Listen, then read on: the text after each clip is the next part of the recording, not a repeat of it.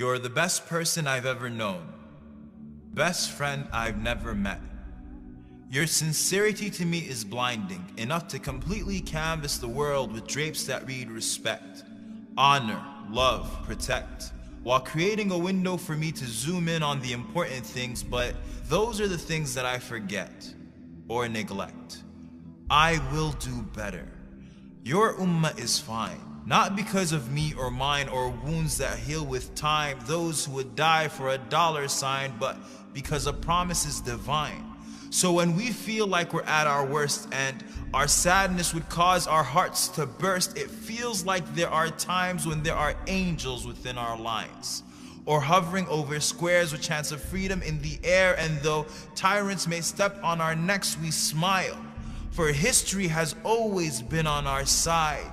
Yours is an ummah that simply does not die. I am sorry for my weakness, for every time I've been ashamed of your name and asked someone to call me Mo, for not knowing enough about you to defend you when they drew cartoons or accused you with the most heinous of accusations, for not getting over my distaste of reading and waiting for Hollywood to put you on the big screen so I could know something about you.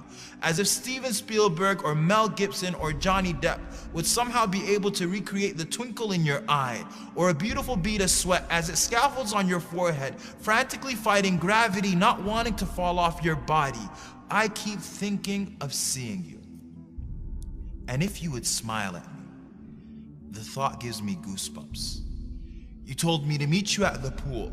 So on that day, I hope and pray that I will see you through the crowd, that no angels barricade me as I sprint at breakneck speed. I hope you recognize it's me. I will crowd the companions to get access to your vision. I will obey my thirst by quenching it from your hand. So until that day, I will pray.